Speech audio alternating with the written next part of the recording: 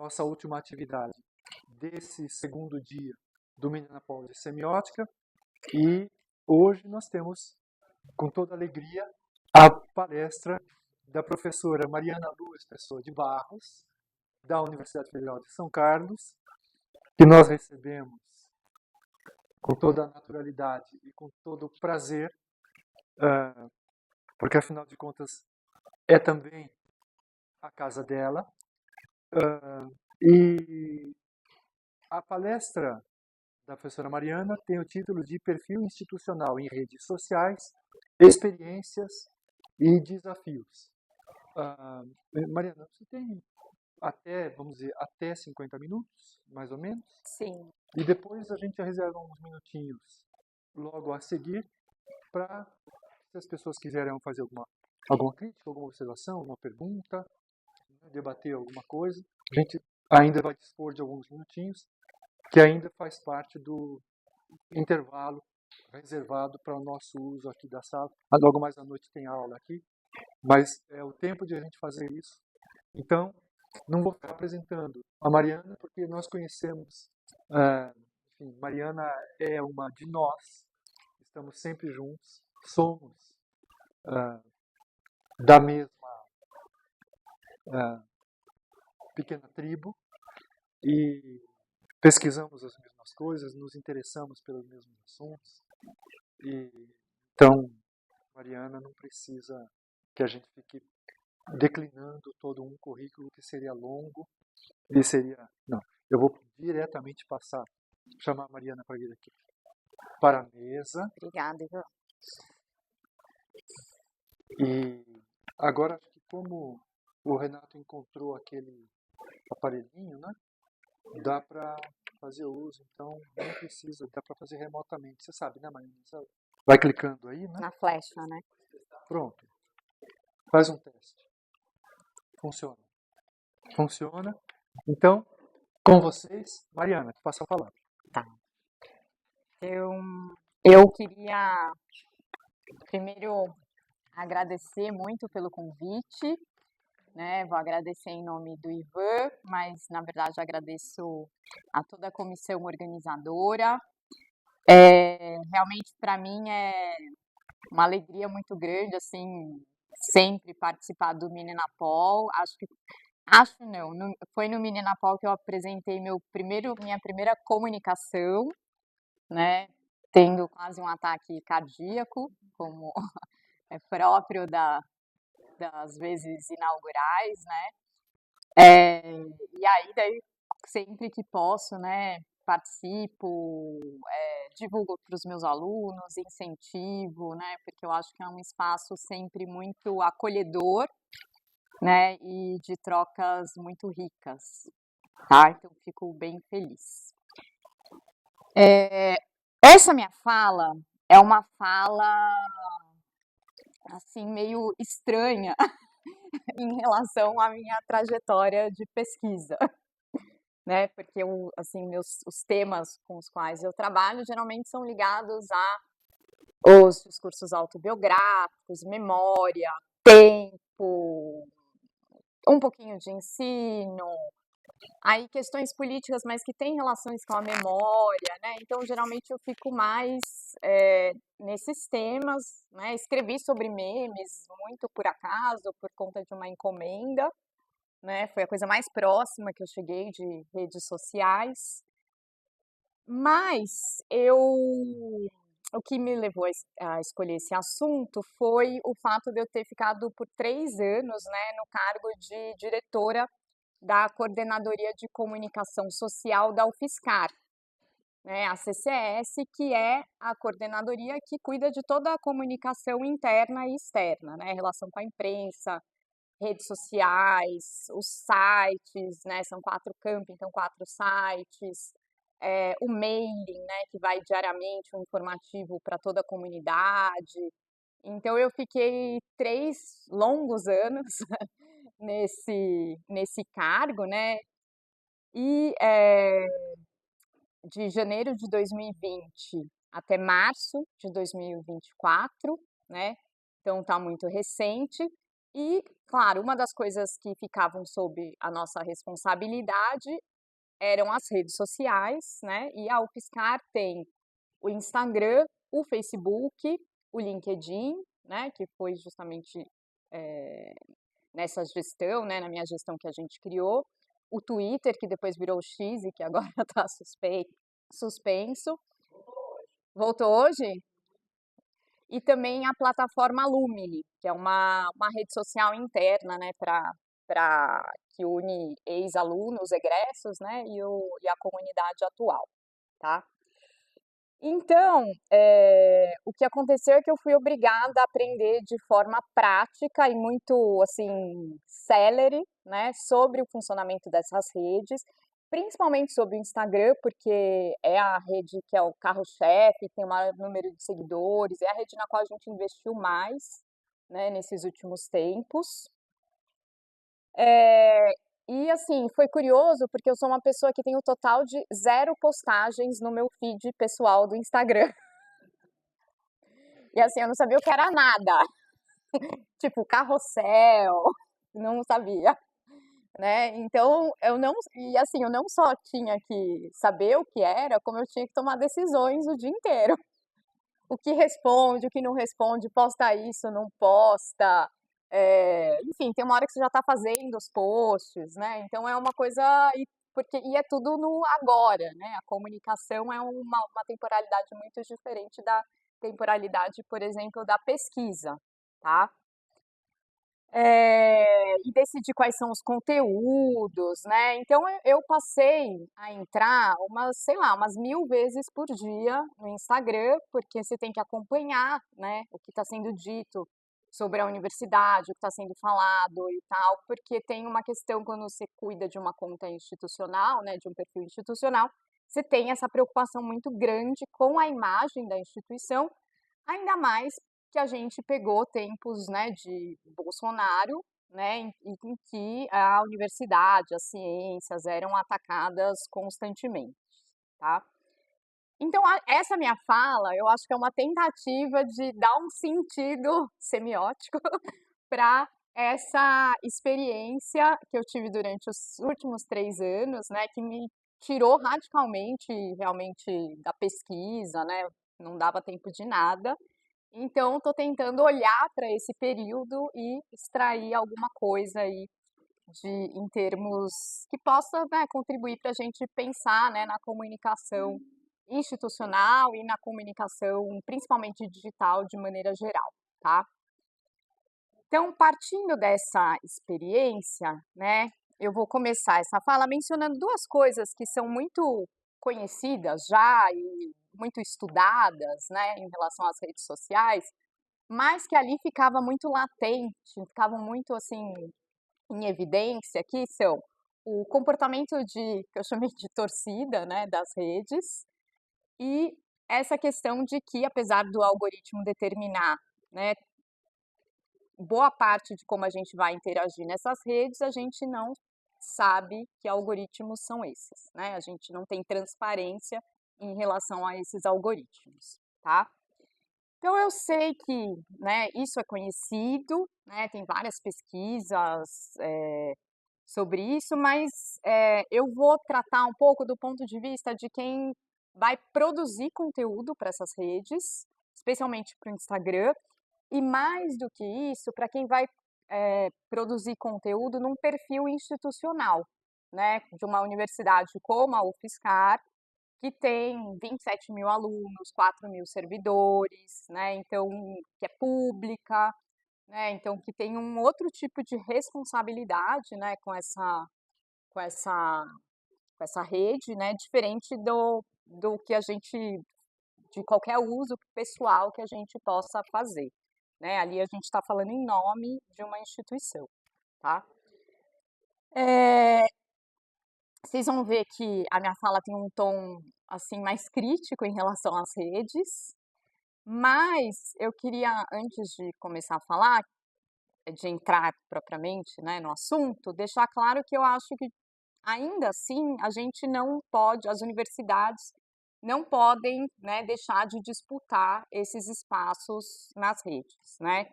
Então, a gente viu, né, nesse período aí com o Bolsonaro, né, período nefasto, e ficou muito claro que o lugar da ciência, das universidades, né, gratuitas, que oferecem ensino de qualidade, esse lugar está longe de estar garantido, né? Ele está sendo o tempo inteiro questionado e a gente tem que o tempo inteiro, então, disputar espaços, né, para defender a ciência, para defender a universidade, tá? Então, por enquanto, pelo menos, eu não vejo como uma possibilidade a gente abrir mão, né, das redes sociais, por mais nefastas que o modelo que a gente tem de redes hoje possa, né, por mais nefasto que esse modelo possa ser, tá? Então, vou voltar naquele primeiro tópico, né, que é o comportamento de torcida, que isso é algo muito evidente, né, qualquer um que usa as redes percebe isso, e nas redes das universidades isso também aparece, né? Então, por exemplo, você posta alguma coisa que agrada lá no Instagram da UFSCar, e aí as pessoas curtem, compartilham, elogiam, né? E tem muito essa coisa, a UFSCar tem muito essa coisa, sou UFSCar a melhor do Brasil, é um slogan, assim, que os alunos usam. Então, a melhor do Brasil, somos todos UFSCar e tal. E aí você pode, ingenuamente, achar que você está construindo uma imagem sólida da universidade, tá? Que as pessoas estão assistindo aos vídeos de divulgação científica, lendo as entrevistas, conhecendo os projetos de extensão, mas aí no dia seguinte, alguém em outro lugar posta, sei lá, falando que os estudantes andam pelados nas universidades, que já teve, né? E aí a torcida vem enlouquecida nas redes e atacando a instituição, sem parar. Tem pessoas diferentes, né, nos dois grupos? Tem, mas também tem as mesmas, tá? A mesma que foi lá e falou, somos todos o UFSCar é a melhor do Brasil, no dia seguinte vai lá e fala, essa universidade, não sei o quê, só tem maconheiro e papapá, papapá, tá? E assim vai, tá? Então, existe esse comportamento que revela, né, algo também já muito discutido, essa passionalização exacerbada, né, na maneira de interagir nas redes sociais, tá? Então, muitas vezes as pessoas comparam, né, para estudar os gêneros digitais dos gêneros analógicos, né? E encontram, às vezes, semelhanças, diferenças, né? Mas eu acho que em relação às diferenças, eu acho que algo que se destaca, né, e que é geral, é realmente essa passionalização exacerbada, né, nos discursos digitais, tá? Então, por exemplo, uma carta enviada para um jornal impresso, né, tudo bem que hoje em dia acho que nem existe mais, né, carta enviada para o jornal, mas vamos imaginar, né, as cartas enviadas antigamente para o jornal impresso, elas, claro, tinham lá suas doses de passionalização e tal, mas se a gente compara para um comentário, né, enviado para um site, né, de um jornal online e tal, a gente vai ver que, né, grosso modo, ali o negócio fica sempre um tom acima, tá? E isso não é um detalhe, porque diz respeito a como se dão as interações digitais, né? Ou seja, como a gente vai interpretar e responder aos enunciados que estão lá, né? Com os quais a gente vai entrar em contato e também com como a gente vai produzir esses enunciados. E acho que outro ponto importante não existe o mundo digital, né, como algo à parte, que está totalmente separado das nossas vidas, e o mundo analógico, né? Então a gente tem que começar a pensar que essa passionalização exacerbada, ela está repercutindo de alguma maneira em todas as nossas interações, né? Então, o que acontece lá no chamado mundo digital também interfere em como a gente vai viver a nossa vida de maneira geral, tá? Então, eu acho que isso é uma questão bastante importante, tá? Porque essa exacerbação né, da passionalização e tudo também não aparece, por exemplo, só nos gêneros mais da esfera privada, né? Mas é algo generalizado, né? Então, tem a ver com a política, aparece nos textos de política, aparece nos textos de divulgação científica, né? Aparece, na verdade, é algo generalizado da maneira como a gente vem usando e como as redes estão configuradas hoje, tá? Então, se a gente pensar na semiótica tensiva, a gente percebe que tem um aumento da intensidade, né, uma tonificação e uma aceleração, e uma redução na extensidade, né, no componente inteligível, né? E essa intensificação passional, ela pode ser reconhecida tanto em elementos verbais como não verbais, tá? Então, só para dar alguns exemplos, aproveitando as redes da UFSCar, eu trouxe aqui só para vocês verem, né, que a gente percebe um engajamento maior, e se a gente fosse para os comentários a gente também veria isso, mas eu deixei aqui só número de curtidas, não, de visualizações, desculpa, no vídeo, e uma reação muito mais rápida, claro, quando os temas são polêmicos, quando a gente usa humor, quando aparecem coisas fofas, gatinhos, cachorrinhos, quando a gente coloca determinadas músicas, quando a gente privilegia cores mais contrastantes, quando a gente privilegia cortes mais rápidos, essa câmera em primeira pessoa, né, falando diretamente, né, com o enunciatário numa embreagem, closes, variações rápidas de enquadramento,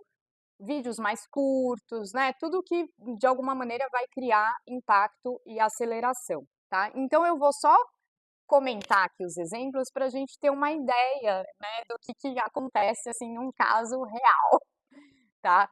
Então, por exemplo, né, a gente tem aqui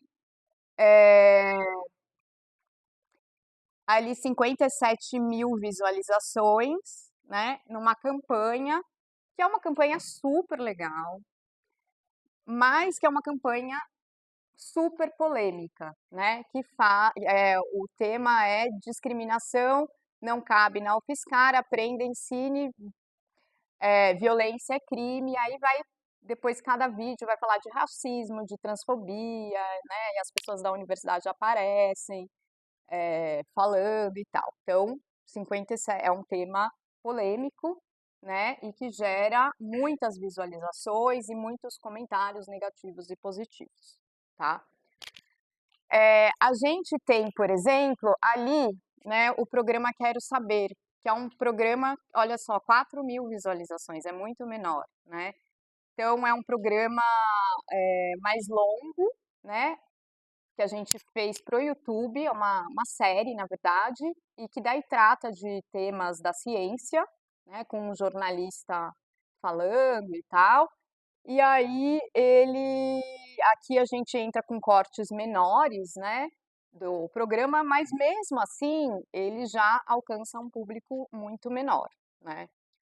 Ou então esse, né, Conexão Federal, falando de dor, 7 mil. Aí a gente tem o cara andando na biblioteca. O quê? Ah, é verdade, desculpa. Como que é aqui? Ai, olha.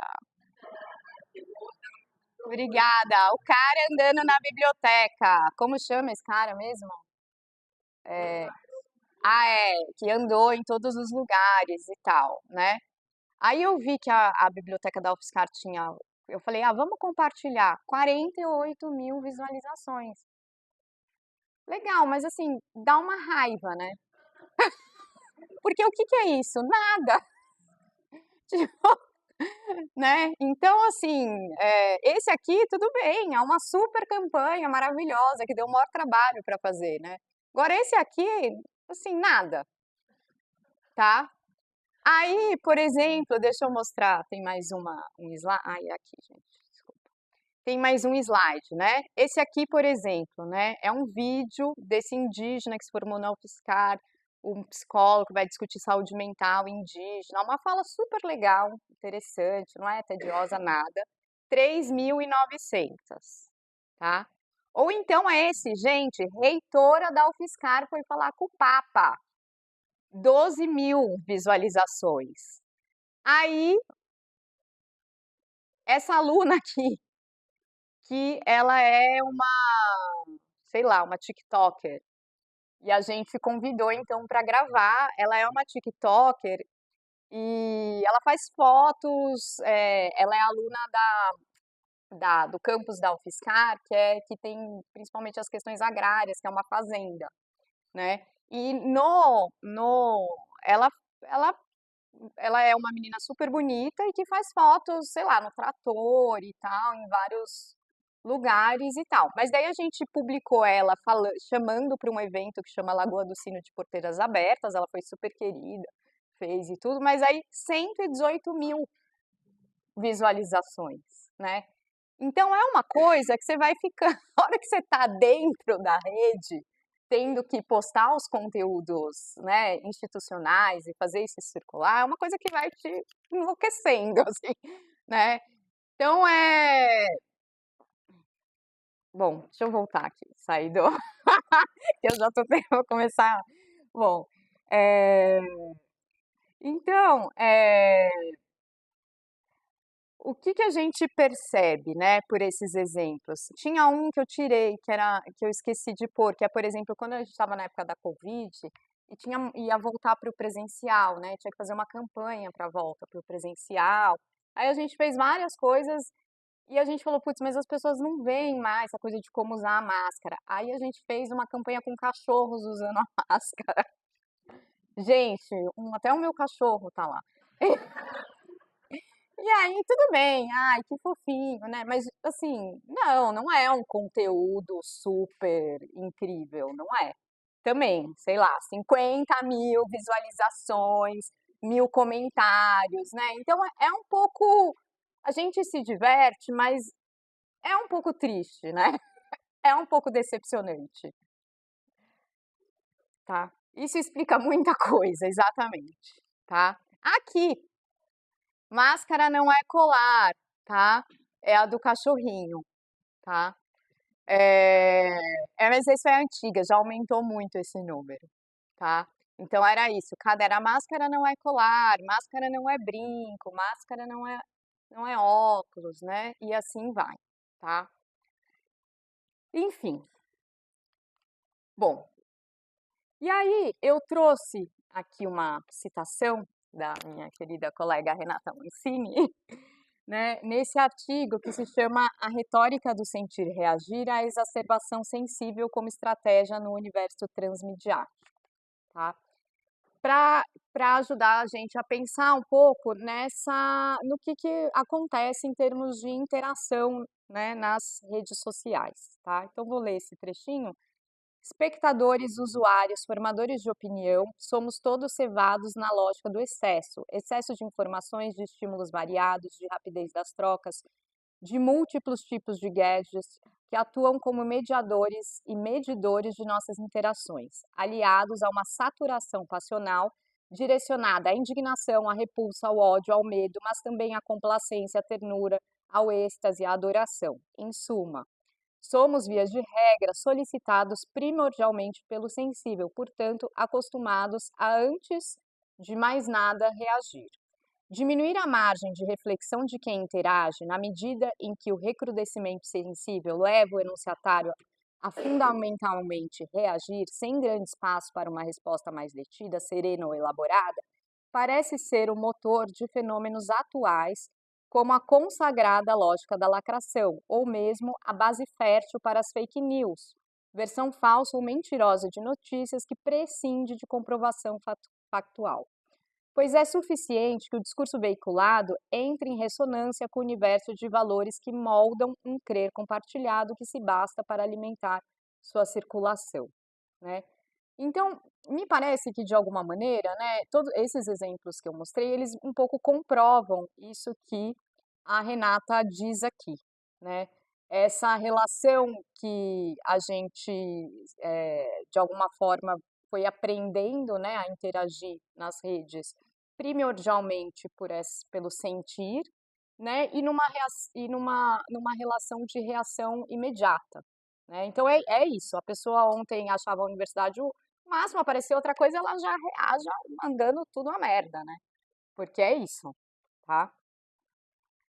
Deixa eu avançar aqui. Então, o que a Renata Mancini vai mostrar, entre outras coisas, é que, vou citar de novo, orientada pelo sentir e reagir e guiada pelos medidores de audiência e pelos algoritmos que criam um universo compartilhado, onde o tensionamento passional e o sensorial passa a ser uma base comum dos mais variados tipos de textos midiáticos, fracionando os estímulos em intermitências que condicionam os espectadores e usuários a continuamente buscar, a cada nova experiência, sua próxima fração de engajamento tonificado pelo excesso. Né? Acho que isso tem muito a ver com o que o Leonardo falou hoje, né? Como a gente vai essa relação muito célere ali que se dá nas redes, a gente vai passando ali naquele feed, né? Você nem conseguiu terminar de ler, às vezes some, né? Der alguma coisa errada, você não volta mais para o mesmo que você já leu. Você vai passando e o que você quer ali são pequenas doses de intensidade, né? Então você está ali na busca por pequenas doses de intensidade, tá? Então, eu acho que uma coisa importante é, apesar disso acontecer nas redes, eu acho que também é importante lembrar que esse aumento, né, do sensível talvez não tenha começado com a internet ou com as redes sociais, tá? Isso quem trabalha, por exemplo, com discurso político vai identificar, né, que é algo anterior, né, como os discursos políticos começam a apelar cada vez mais para uma passionalização, para um fazer sentir e tal, não com esses termos que eu estou usando, né, que são da semiótica, mas eu fiquei pensando naquela série The Crown, né, sobre a Rainha Elizabeth, e uma das coisas que aparece, que eu achei muito interessante nessa série, é um pouco esse dilema que a monarquia vive entre, porque inicialmente a monarquia tinha que viver naquele, né, ser aquele coisa meio endeusada, distante, sagrada, né?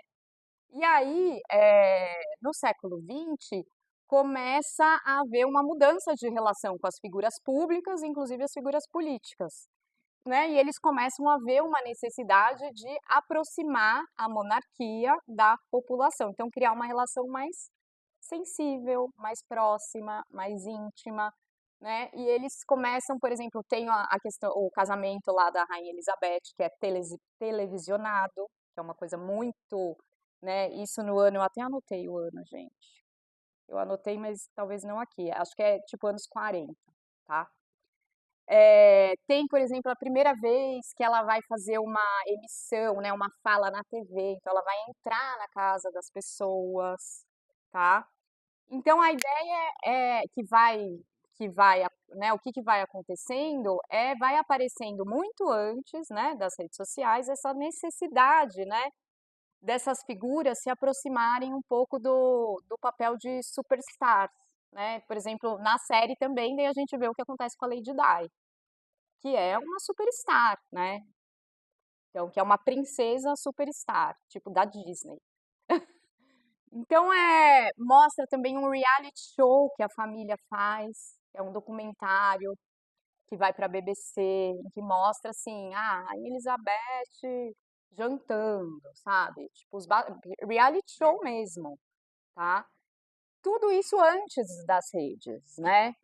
Então, construindo essa relação, e é um sucesso absoluto, as pessoas amam, tá? Só que parece que a família real não deixa repetir, só depois de sei lá quanto tempo que eles fazem um replay aí. E aí, então, de alguma maneira, eles vão criando ali a gente percebe, né? Eu achei interessante, porque é uma micro-história, parece, da comunicação, centrada, claro, nessa questão da família real. Mas a gente percebe como vai mudando essa relação com essas figuras e essa necessidade de uma relação que é mais próxima e mais passional, tá?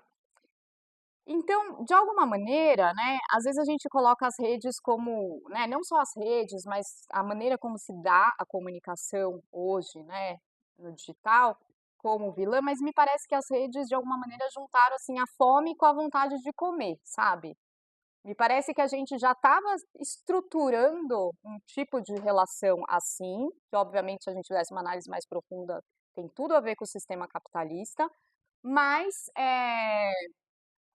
e as redes foram lá e levaram isso à última potência, né, eles aceleraram isso, né, tonificaram ainda mais, tá?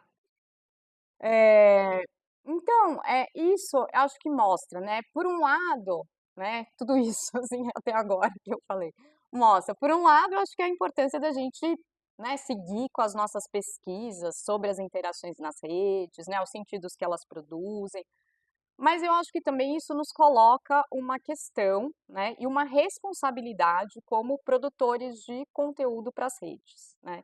Então, por exemplo, agora é uma exigência da CAPES para os programas de pós-graduação, que esses programas tenham uma presença né, digital na internet. Então, o meu programa de pós foi lá e criou um Instagram. Ele está lá postando no Instagram e tal, porque tem que ter, depois tem que botar no relatório Sucupira, tá? Então, e assim, a gente, de forma geral, a gente tem feito, né, cada vez mais uso das redes, não só de forma pessoal, mas também para divulgar a vida, né, a pesquisa acadêmica, a ciência e tudo mais, tá? E eu acho que a gente tem que se perguntar em algum momento, né, se a gente vai, né, nessa onda, né, do que está acontecendo nas redes, né, se a gente investe nos shorts. Tem 1000 estudos que mostram como os shorts alteram a cognição das pessoas, né? Essa sequência em looping de shorts, né? Então tem várias pesquisas sobre isso. Ou seja, a gente também vai utilizar prioritariamente os elementos que convocam os enunciatários a partir do passional. A gente tenta resistir a isso, mas aí ninguém vai ver o que a gente está postando, né? A gente também não quer, né, postar um negócio para ninguém ver, tá? Mas o outro lado é a gente postar essas pequenas doses de alta intensidade que também não sei o que a pessoa vai absorver daquilo de fato, né? Porque é isso, eu vivi essa experiência na rede da UFSCar, a gente postava coisas que eram interessantes, mas um ou outro que vai de fato assistir, que vai, enfim, que aquilo vai fazer algum efeito, né? Então acho que isso é um ponto, né, para a gente pensar, para o qual também não tenho resposta. E aí a gente entra, acho que na segunda questão que eu tinha colocado, né, que diz respeito à nossa relação com os algoritmos, tá? Então, durante todo o ano de 2023, né, essa coordenadoria, né, que eu dirigi de comunicação social, ela contou com uma consultoria para assuntos digitais, né? A gente tinha uma equipe mais ou menos, maior parte da minha idade, então pessoas que não são nativos digitais, jornalistas que se formaram, principalmente para o trabalho em TV, em jornal impresso, em rádio. Então, por mais que as pessoas tenham se atualizado, eles eram meio tipo eu, assim, né?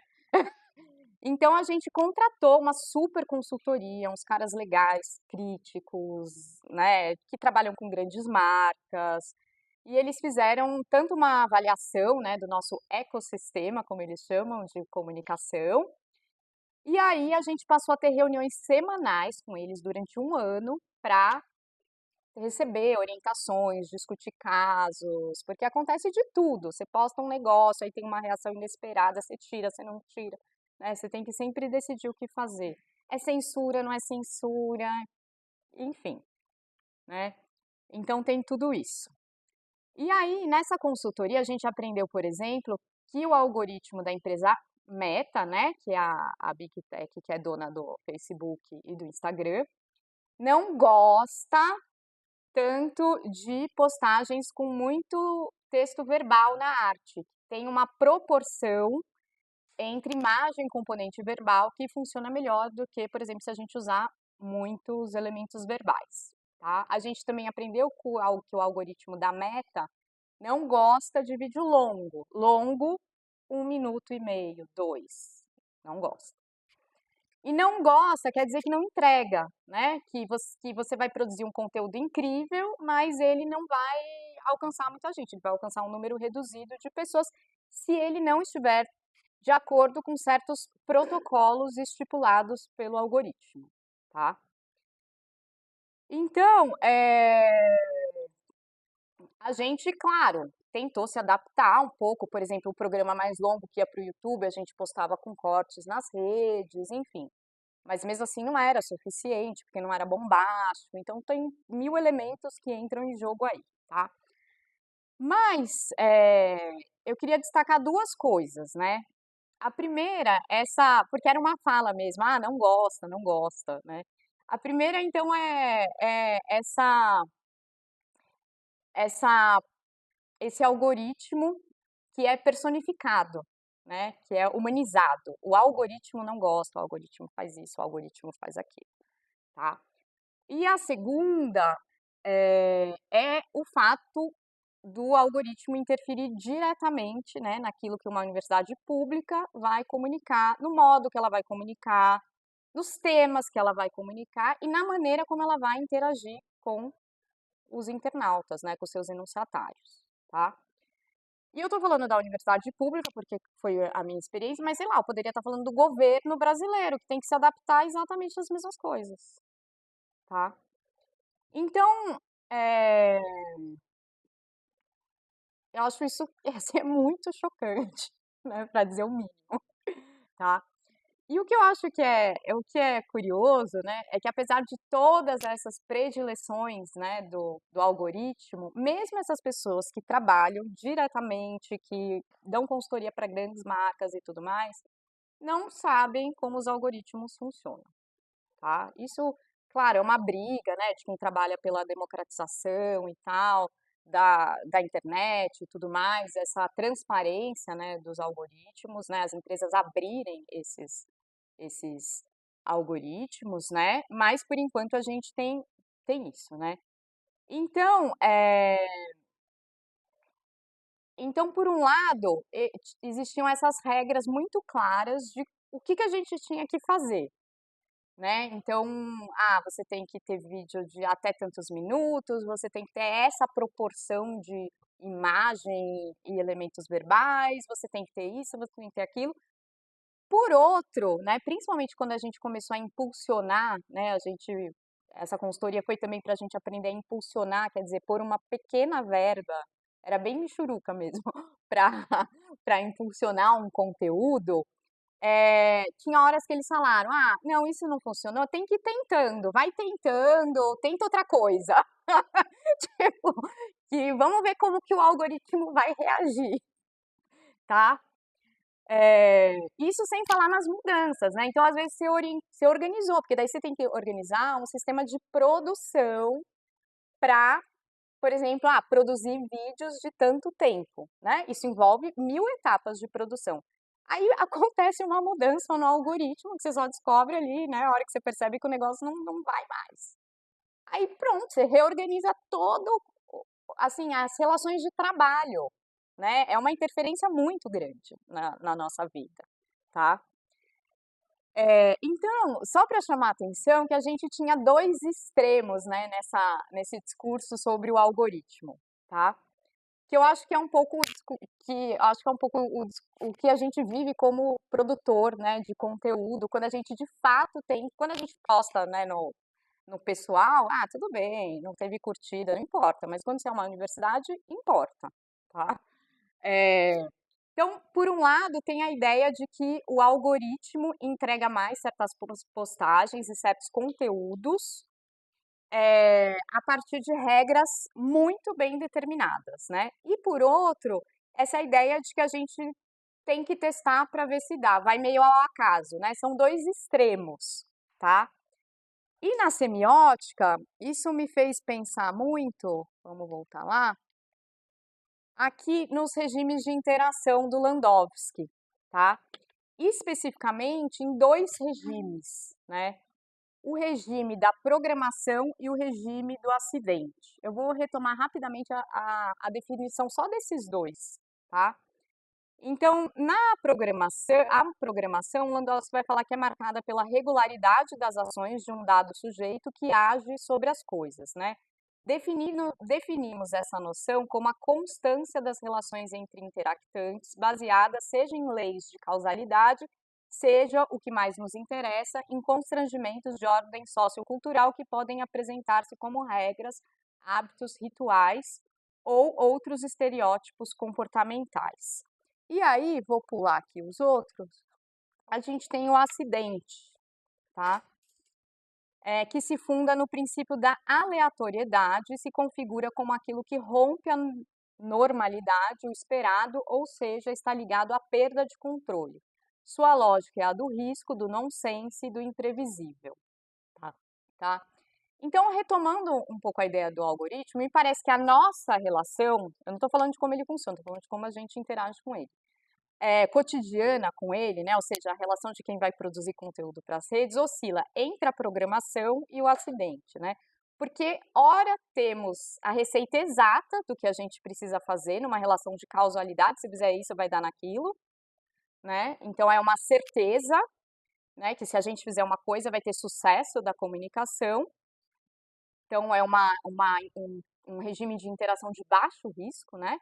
E ora, a gente vive essa experiência do acaso, né? Em que as coisas fogem do controle, resultam no imprevisto, dando-nos a sensação de falta de lógica ou de ao menos um desconhecimento total a respeito do algoritmo, né? Do funcionamento do algoritmo, o que inviabiliza qualquer previsibilidade, tá?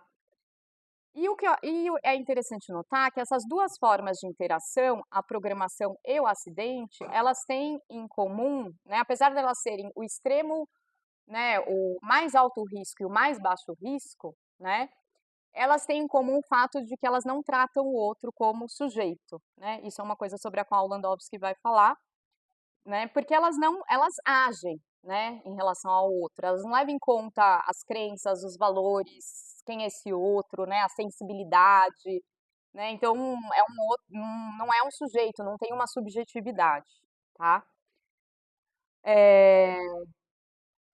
Então, por um lado, a gente tenta agir segundo os supostos protocolos, né, estabelecidos pelo algoritmo, e por outro, a gente não conhece absolutamente esses protocolos, né? O que faz com que a gente fique de alguma maneira sempre refém, ou porque a gente está tentando seguir cegamente, ou porque a gente não tem a menor ideia do que fazer, né? A gente fica sempre refém de quem programa os algoritmos, que são as big techs, tá?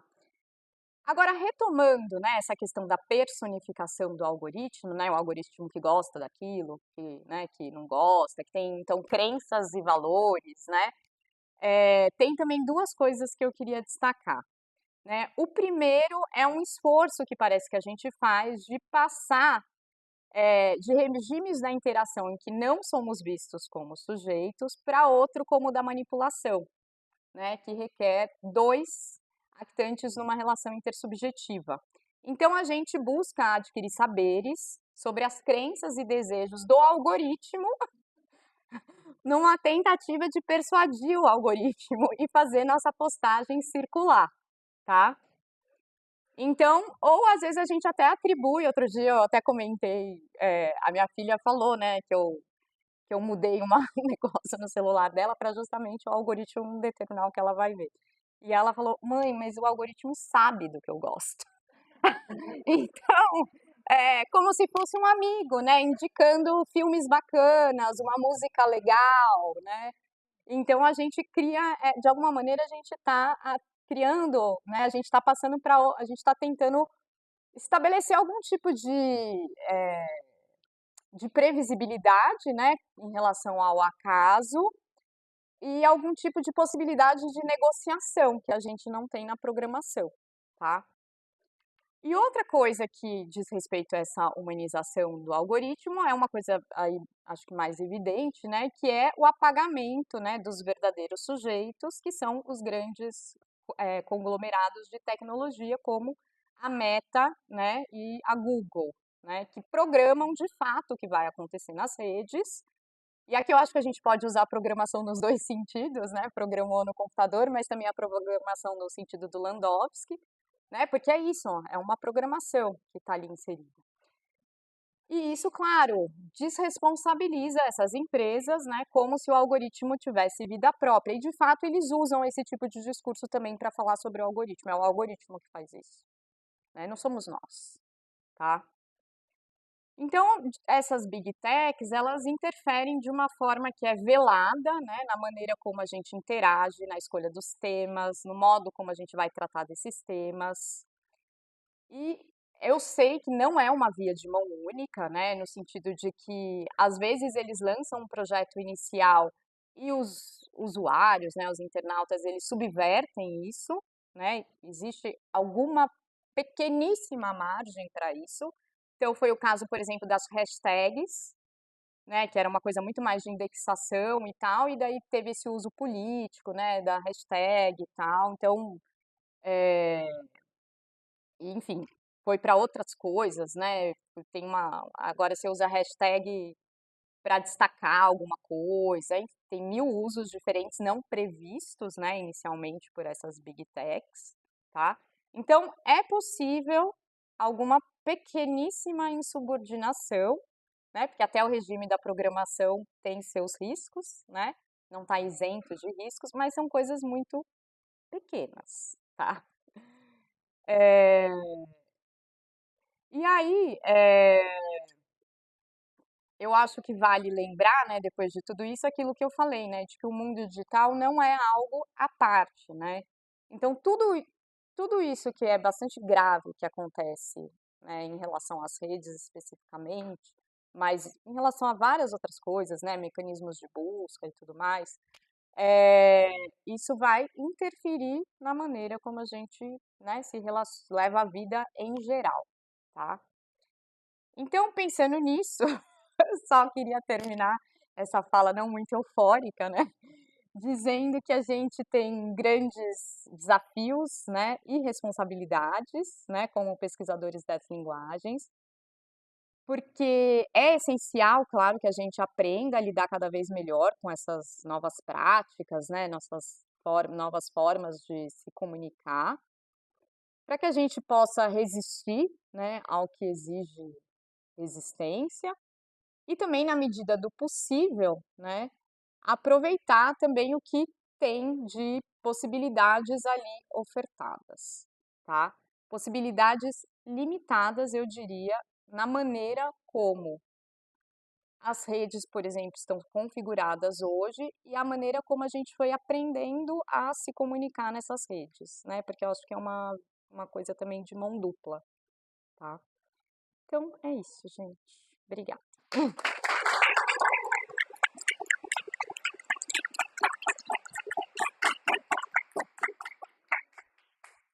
Obrigado, Mariana. Muito obrigado, Mariana. Nós temos uns minutos para poder conversar um pouco com a nossa palestrante convidada.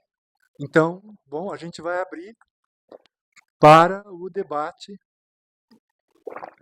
Quem quiser falar, Ricardo, Eliane, Renata, Pedro. Tá bem.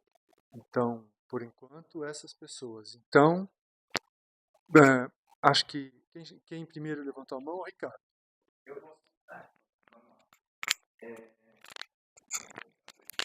Parabéns pela fala, prof. Muito legal.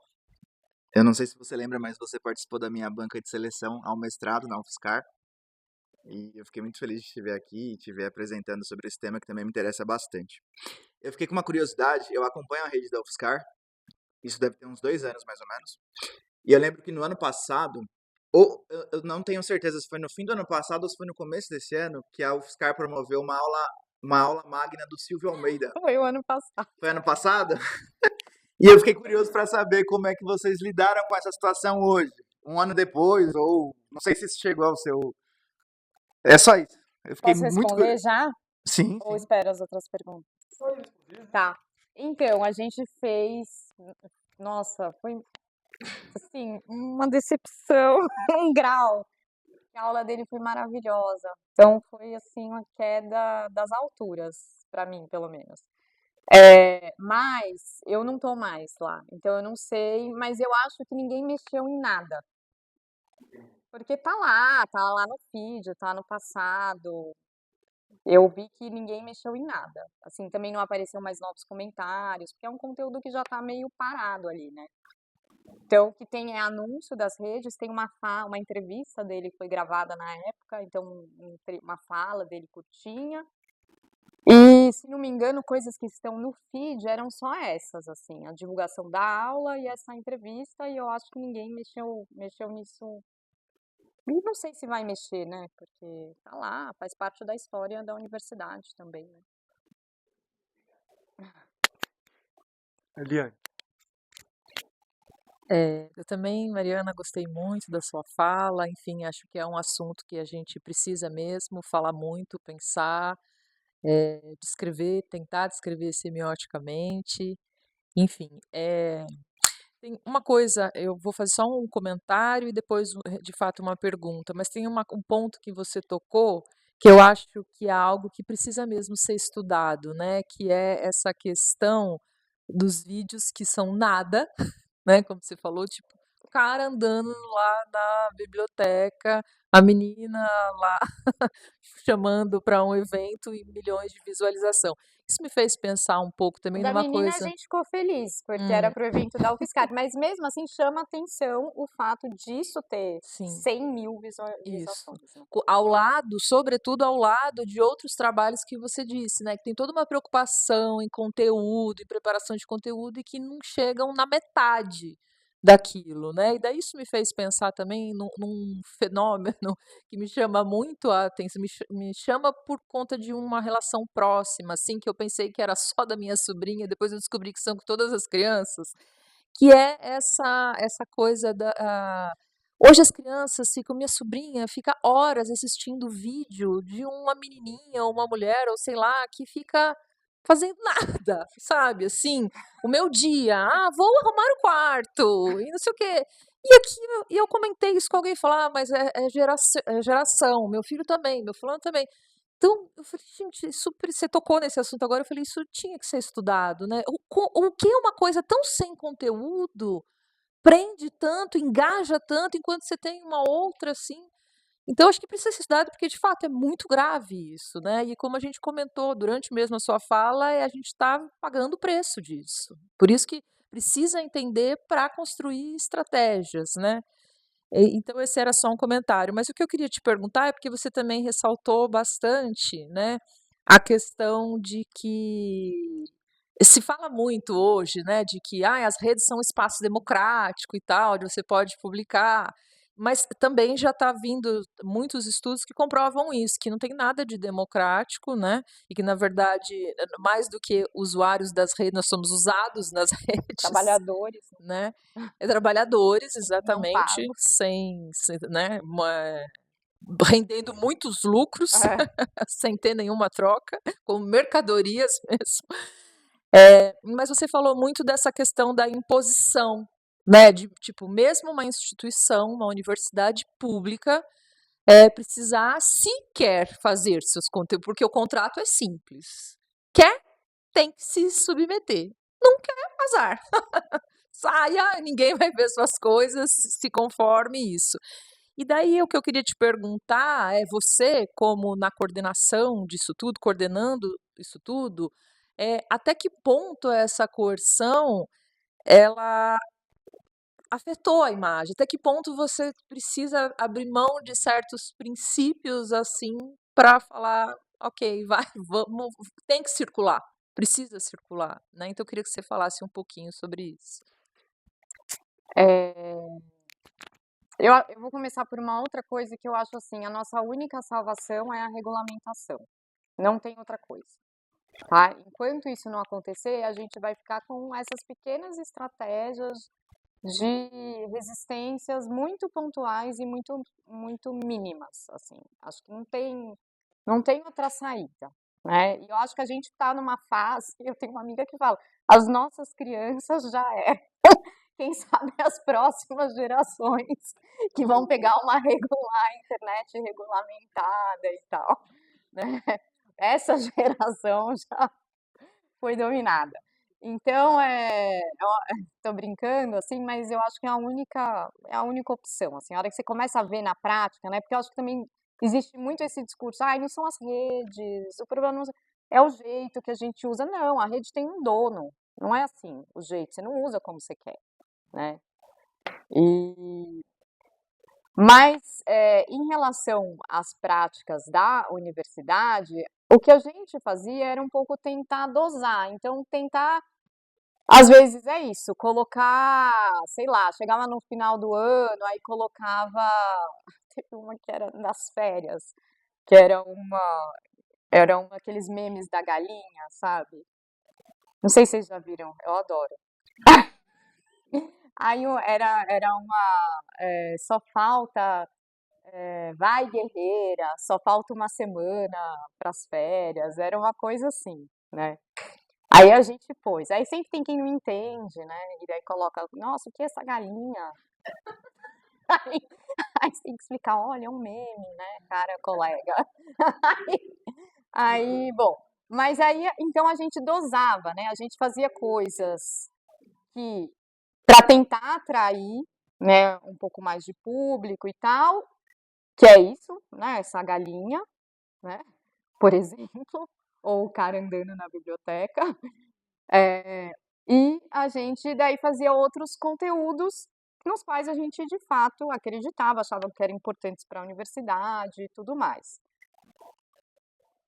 Agora, esses conteúdos a gente também tinha que fazer certas adaptações. Então, por exemplo, a gente começou a fazer vídeos um pouco mais curtos. Sim, a gente começou a usar essa linguagem mais rápida, com muito mais cortes e mudanças de ângulo, aproxima, distancia, tem que ser uma coisa célere ali no plano de expressão, né. Então a gente começou sim. Então, assim, por um lado legal, então mais gente teve acesso a esse conteúdo, por outro a gente também está estimulando essa hiperpassionalização, a gente tá entrando na mesma onda. Né, por isso que eu estou falando, não tem muita solução, né, enquanto a coisa funcionar assim, ou então você abre mão total, você fala: "Tudo bem, vou continuar postando meu negócio, ninguém vai ver, mas, bom, então sai das redes daí." E eu acho que não dá pra gente fazer isso, porque elas já são dominadas por discursos horrorosos, né, tem que ter um contraponto. Claro que o contraponto também não pode ser só feito nas redes, né, a gente tem que usar outros recursos, mas eu acho que não dá para desocupar, né, simplesmente. Então é isso, não acho que não nenhuma solução, né, se a gente vai né, analisar mais a fundo, nenhuma é exatamente a ideal, né, porque de alguma maneira, mesmo para produzir conteúdos que você fale: "Ah, bacana, legal, acredito", você vai ter que produzir dessa forma que vai, de novo, exacerbar a celeridade e a tonificação. Então O Pedro que pediu para falar? É muito boa a sua fala, porque a gente realmente está naquela sinuca de Máximo. bico. Mas eu pensei em duas coisas enquanto você falava. Uma é que também é uma coisa importante que eu acho que a gente teria que dar um jeito de tratar melhor, é o elemento quantitativo. Porque não é só o tipo de postagem, É verdade. mas também a frequência da postagem. Então, para você ter tantas pessoas, não sei o que, você tem que postar pelo menos 3 vezes por semana, ou então você tem que postar todo dia, se você quiser, sei lá o quê, várias vezes por dia. Então, a gente, acho que a gente tem que botar a mão realmente nessas questões e trazer o elemento quantitativo também para isso, né, Mariana? Isso foi um comentário. Agora, do ponto de vista, assim, daquilo que você... Eu acho que o Landowski, nesse caso, funciona muito bem, né? Mas eu não sei, a não ser que eu esteja cansada e não tenha dado a devida ênfase, mas você não falou muito do ajustamento, né?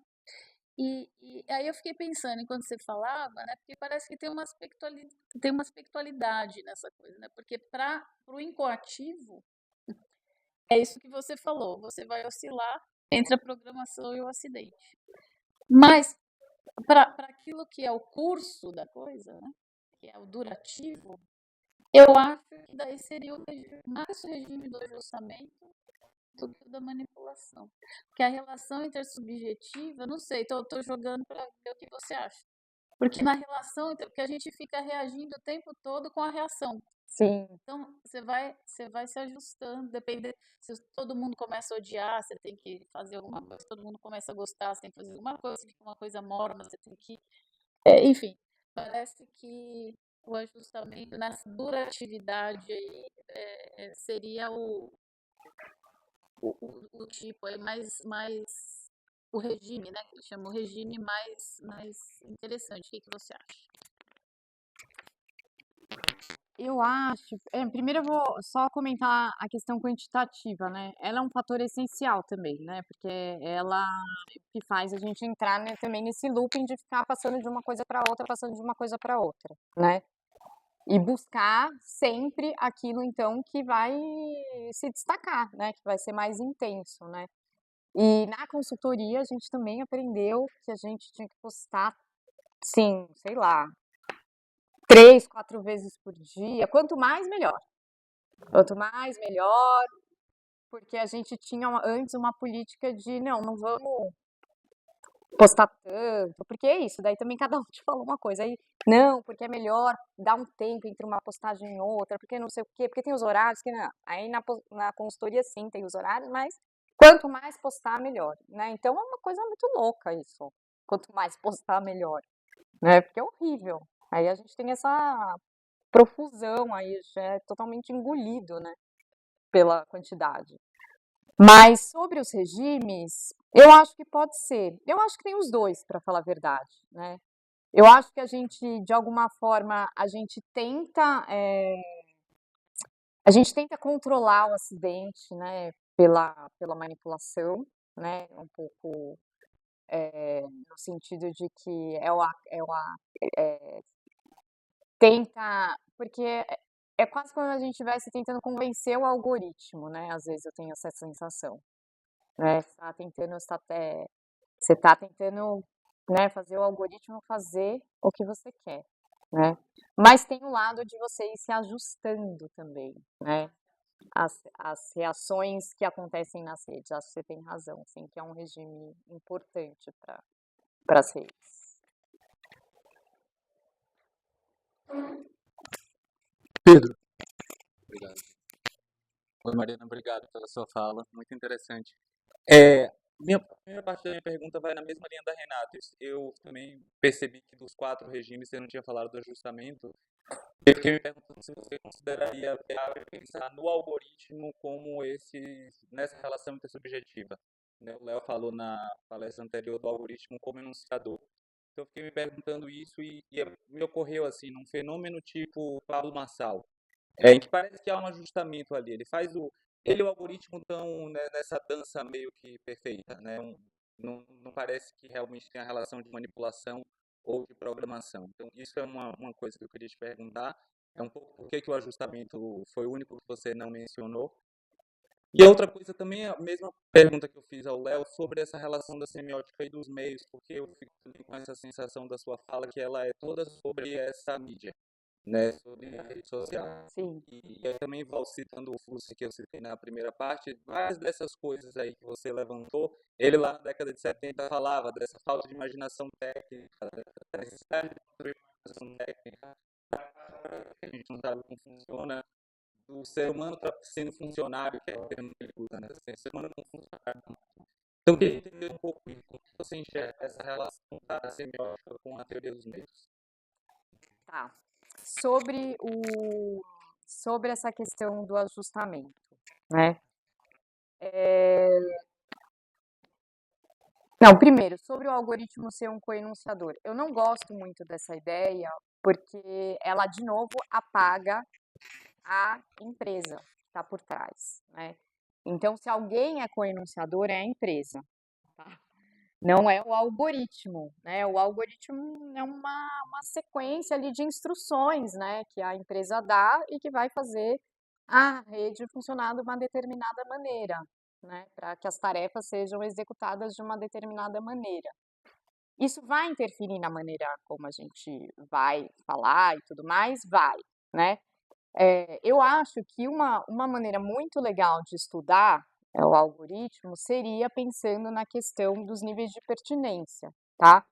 Porque eu acho que, da mesma maneira que nas redes a gente vai ter certos protocolos de uso, né?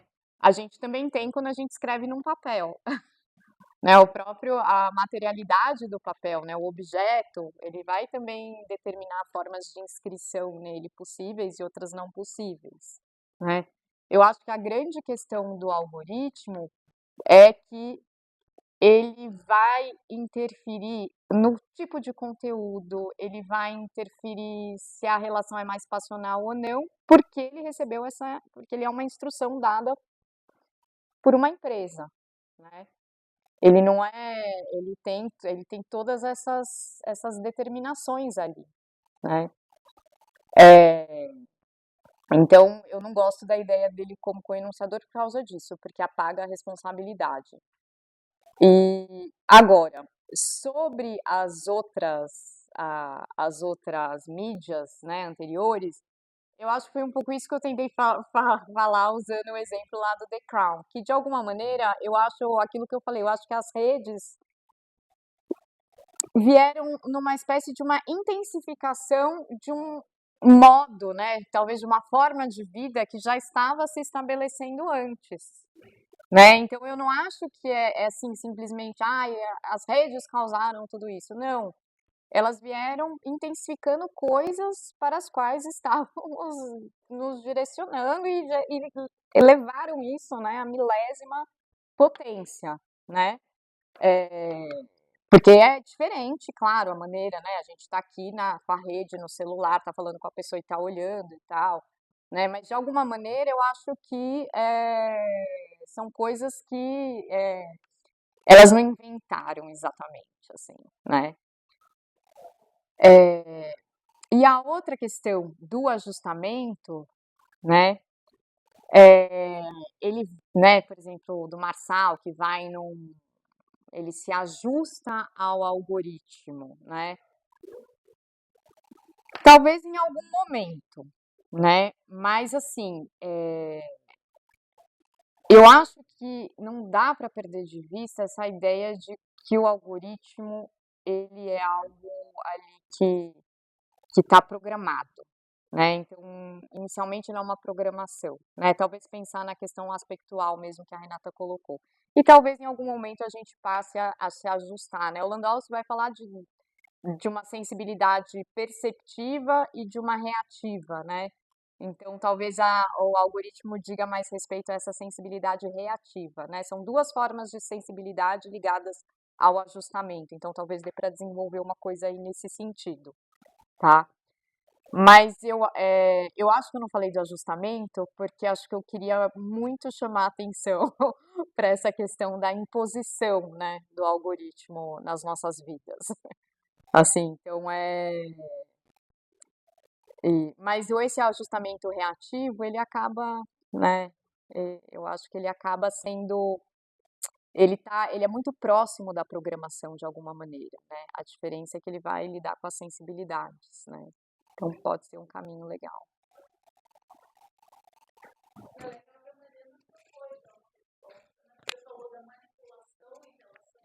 Ao acidente, E o. Hum.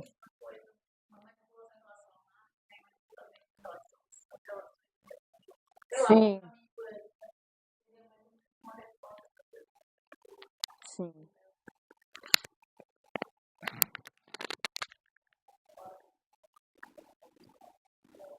Muito bem. Ah, chegou o nosso horário.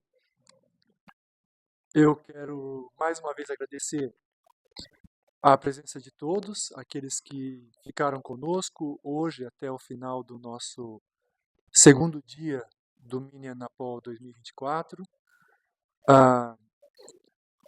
Nós vamos marcar encontro para amanhã, quinta-feira, dia 10, aqui mesmo nessa sala, também a partir das 14 horas. E muito obrigado de novo a todo o pessoal da Comissão Mini-Napolizadora, que está fazendo as coisas acontecerem como elas devem acontecer. Muito obrigado, gente. E, bom, é amanhã, mais uma vez, temos mais uma tarde, amanhã teremos 2 sessões de comunicação, teremos uma palestra ao final da tarde e vamos levando adiante os trabalhos dessa 22ª edição do evento. Muito obrigado também, mais uma vez, a nossa palestrante, por favor, Mariana Luz Pessoa de Barros.